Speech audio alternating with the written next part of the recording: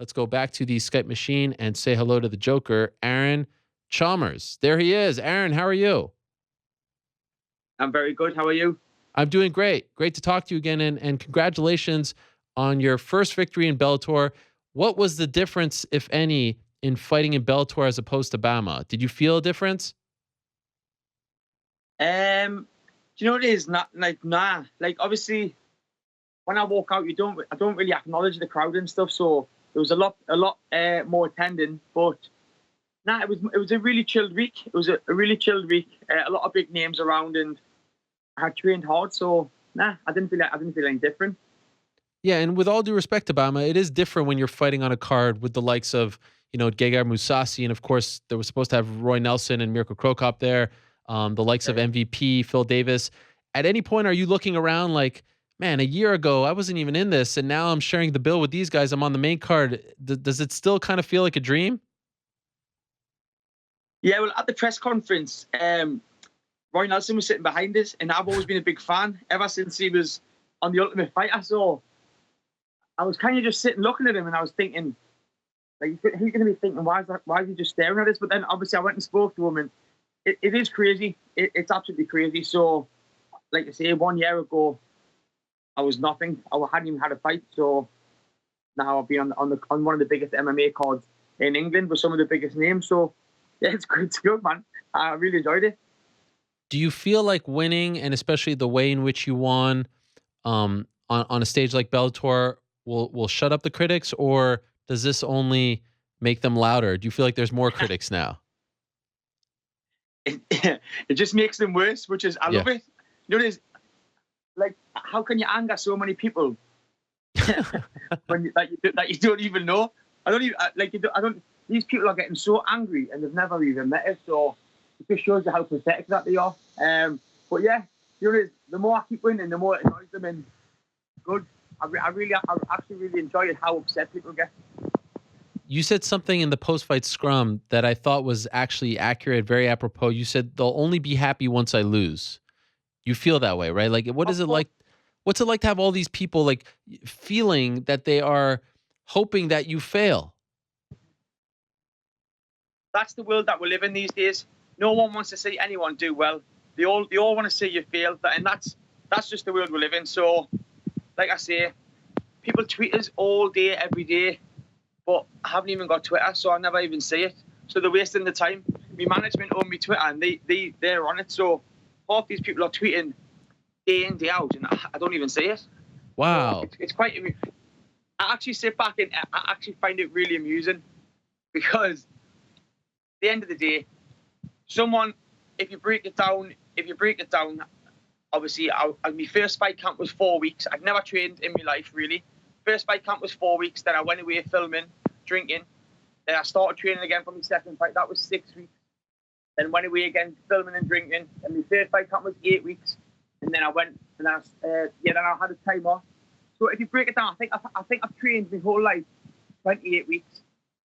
The kids I've been fighting have trained 4, 5, 6 years, and I've demolished every one of them in the first round. So people can say whatever they want.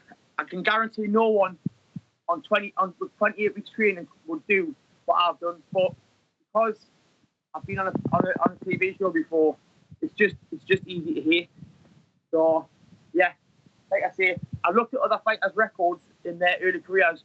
Just because they weren't on a big platform, all fighters at my stage are fighting a lot less opponents than I'm fighting, a lot less. So I can't win. So no matter how, even if I beat a 10-0, someone would say it was a fix. So what's the point in trying to please everyone? Instead of pleasing them, I just try and piss them off. That to me is the craziest argument of all.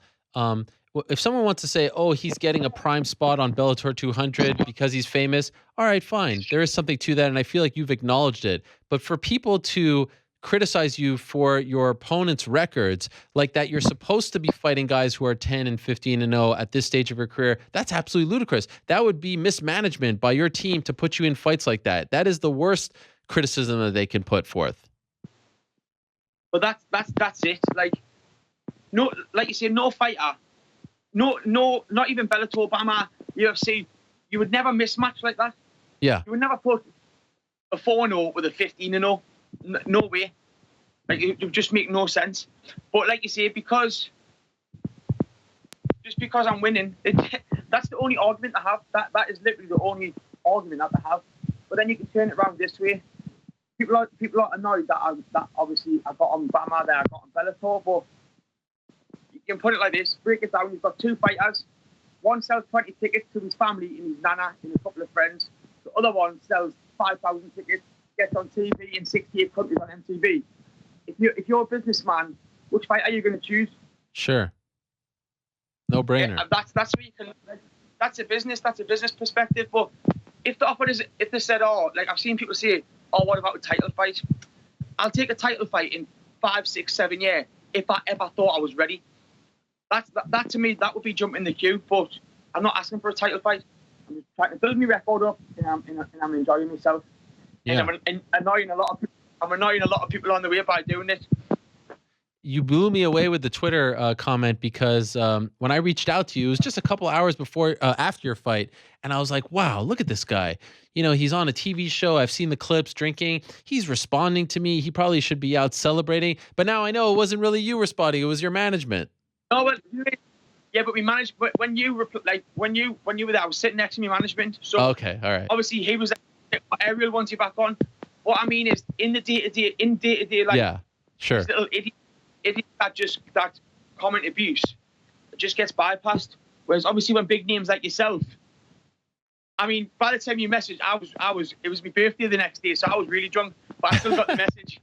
So yeah. Happy birthday. But you know, like I just bypass all the hate because it's not even worth getting into it.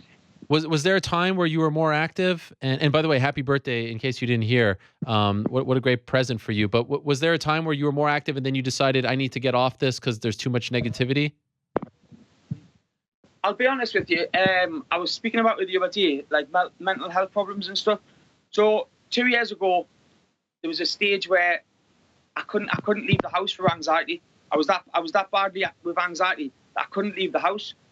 So to walk out in front of 8,500 people in Bellator, that's an achievement in itself. So no one really knows the struggles that other people are going through. So for me, myself, from going to not being able to leave the house with anxiety to walking out to do that, that's a huge achievement. But no one sees that. People just see, oh, he's on Bellator, he's fucking this and he's that. But like I say, in 2 years, from I went from a really dark place to on top of the world, and I keep obviously proving myself right that obviously I went through the dark stages. And if someone said 2 years ago, walk out in front of 8,000 people and have a fight, that there's no way. So it just shows you that it can be done, and I've come a long way since then. Wow. Well, why were you so anxious? Obviously I was on a TV show on a big platform. You're just a target. You're just a target for abuse, really. You put yourself in the limelight, and like you say, I would get maybe one bad comment and 20 good, but I would always focus on the bad. And at the time, the way to get around things was just to drink. So I would just drink myself. I would just drink every night, and obviously the anxiety would get worse. So it was a never-ending circle. And then obviously I started seeing a therapist about it and speaking about it, and it was the best thing I ever done. Fast forward 2 years, from sitting in my room not being able to leave to walk out in front of Bellator, wow, in front of millions, and I loved every minute of it.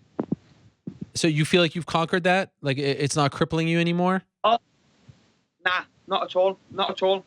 Literally, I feel like once someone told us, wherever you go, walk in like you own the place.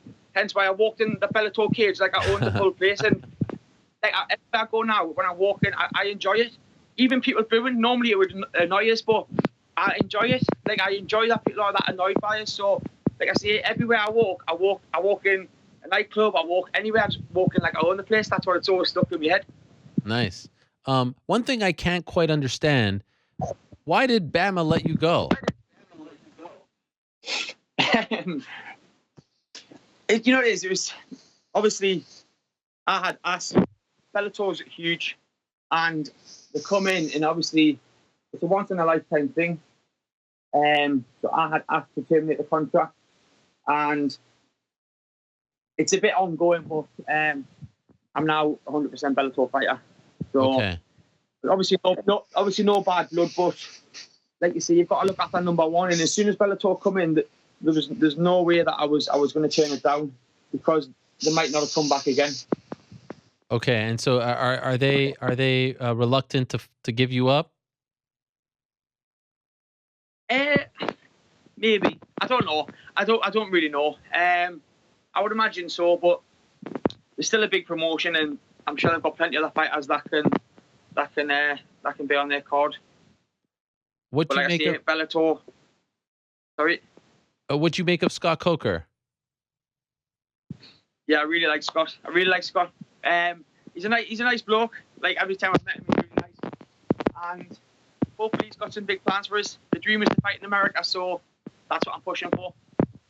That's interesting. That was actually my next question. I could understand why that would be your dream, but you're such a big draw in England, so I don't know if it makes business sense to bring you over. Do you feel like they're going to bring you over soon, or keep you in England? I feel like they bring us over. I feel like they will. Had a good response apparently from the American side after Bellator, so who knows? Like I say, wherever Scott tells us I'm fighting, whether it be England, whether it be America, whether it be somewhere in Europe, I'll just fight wherever he tells us. He's the boss, so whatever he says goes. Now, I have to ask you about the fight itself. It wasn't a very long fight, but at one point it did seem like he rocked you with that knee. How hurt were you? Do you know what's funny, right? After the fight, I was pressing my face because I didn't feel it. I'll be honest, it didn't rock us. I just didn't really feel it. And then, to be honest, the finish was a bit sloppy, but I knew, like I was told, if I hit him, like he would just give up, and that's what it looked like. I hit him, and he just kind of didn't want to know. Like, he didn't even, like, to be honest, when I had the choke, I was literally going to rip his head off if he didn't tap. He refused to tap, and then he apparently went out. But there was no way I was leaving go until he was either out or he was tapping, because he said a lot of shit in the build-up. That just a load of stuff, and he was saying he was a kickboxing champion, and I wanted to just stand in the middle of the cage and just fight and just see who got knocked out, but he clearly didn't want to do that. So this was somewhat personal. Just all in the build-up, he was just like slating us, saying there's no way he can beat me, and just the same shit what every fighter says to us, and they all find out in a couple of minutes that they're not good enough. Simple as that. I find it interesting that you keep saying us instead of me and I. You even when you talk about getting hit, you say hit us, rock us. Why is that? That's just where I'm from in England. That's just how it comes out. Oh, okay. That's interesting, because I thought it was like a team thing. Like you feel so a part of your team that you feel like you're in it together. No, it's just where I'm from in England, in Newcastle. That's just what we say. Everyone, even when I move, like go to London and stuff, people always say, "Why do you say us?" And I don't know. It just comes out like that. Okay, fair enough. How soon do you want to return? Well, after this birthday weekend, I've had too much alcohol, so that's it. I'm not drinking again. It's sickened us, so I'm gonna have a week off, and I'm gonna go back training next week. 1 week's enough. 1 week off the diet, 1 week of alcohol, and it's boring. So yeah, I'm gonna go back to camp, and then I'll be ready. Hopefully, August, September, October, whenever he wants us. Okay. The Sooner the better. Okay. By the way, could I ask about the tattoos, because your tattoos have almost become just like big, like it's just ink. There's no design there on your neck and on your arm. Why is that? Right. So obviously I've had some old tattoos. So what we're doing, we're lasering all the front off, and then both my arms go black, but then they get like white 3D geometric patterns put back through. But obviously, with being in camp, I haven't got tattoos, so they look at the minute like it looks like nothing. But when they're done, it'll be all black with all white dot work back through it. Ah, so there's I thought you just liked the black. No. So like it's a work in progress, but obviously you can't get tattooed and be in camp because it's absolute agony. So like I say, it's all black work, then white dots back through. So it will look good, but at the minute it just looks it's all a bit patchy. And now that you're in Bellator and the career is rolling along, are you done with the TV show? Yeah, yeah. Like I say, I was 31 on Saturday, and yeah, I've done 4 years on it, and you can't juggle being an MMA fighter and drinking for a living. So I had to give up on, and I chose to be an MMA fighter, and I'm really Wow. enjoying Is this news? Have you broken up the band here? Is this like Paul McCartney leaving the Beatles? it. No, you know this. I left last year. They've already filmed a new series. Oh, okay. So yeah, no, it's not new news. I thought I was going to be on like one of the rags or something like that. That would have been big. Uh, None of that sort. And as far as the quality of opponent, you're happy? Do you feel like it's time for a bit of a step, or are you happy with this progression? I always want to step up. Like I say, the lad I fought on Friday had over 100 fights in combat sports. He was a kickboxing champion. He's had boxing fights. Had 10 pro fights. He had 5 amateur MMA fights. And it's still not good enough. So, Yeah. like I say, I always ask for a step up. I always ask for one. I don't pick and choose my opponents, but obviously the next one has to be a step up, and I'll be more than ready. And you know what it is? I wouldn't mind going second and third round, but fucking hell, if I see someone, if I can take a shot and put him away in the first round, then why wouldn't I do that? And it was my birthday, so I wasn't messing around. I wanted to be in and out, and that's exactly what I've done. Shorter the better. You get paid the same. Why not? Last thing for you, Aaron. Yeah, absolutely. Before I let you go, I'm just curious. I know you're newer to the game, but some massive news as far as European and English MMA is concerned regarding the retirement of Michael Bisping, and I'm just wondering what Michael Bisping means to you. If you have any memories of Michael Bisping. There is. He's been around for years. Even like obviously, I always followed MMA before I even started it. And like I say, look at him. Everyone was saying that he would never be champion, and look what he's done. He's done it for the sport. So anything's possible. Anything is possible. He was a great fighter, and I think he found out at the right time. He's done everything he needs to do. I think he's got a good lump of cash in the bank. So you know what I mean. He's had a good hard career. So now he can just sit back, relax, and enjoy his time off. That's right. Well, I wish you the best. Congratulations. What an impressive victory. Each one continues to be more impressive than the next. It's a lot of fun watching you progress and also piss everyone off while doing so. Yes. That is a lot of fun, my friend. So keep it up. Continued success. Congratulations. And I'm looking forward to the next one. Great to talk to you again, Aaron. Thank you very much. Take care. All right. We'll talk to you soon. There he is. Aaron, the Joker Chalmers.